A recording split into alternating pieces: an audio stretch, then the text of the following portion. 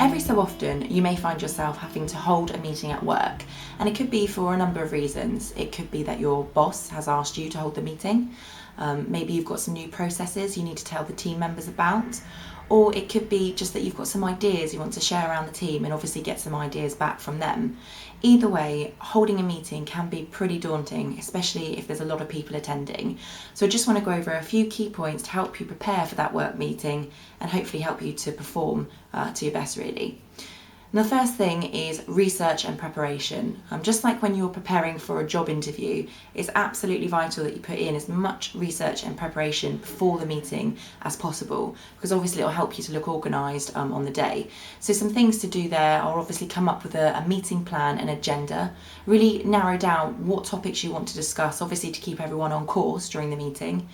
Jot down bullet points of key points that you need to raise, and maybe think about any research material you want to bring in. So it might be word-based handouts, or it could be a PowerPoint presentation or something like that to advance the meeting. Okay, next up, you really want to get organised. Obviously, there's no point in holding a meeting if nobody attends. So just ensure you give your colleagues plenty of notice and email around everybody that you want to attend.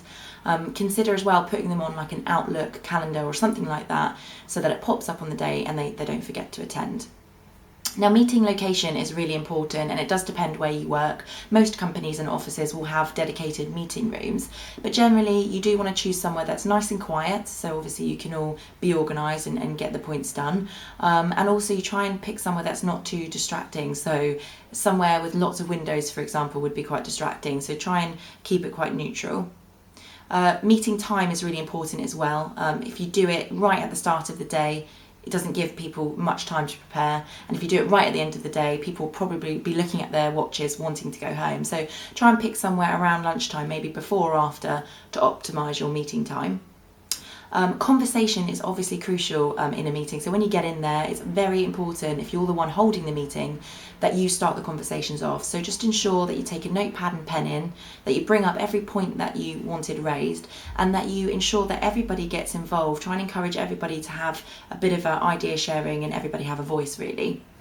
And lastly, you need to obviously take meeting minutes. So whether that's you yourself taking notes, or maybe you've got a colleague doing it for you, you need somebody in the meeting that's got a notepad and pen. They're going to jot down all the key points that are raised, and more importantly, the action bullet points that come from it and who's going to action that.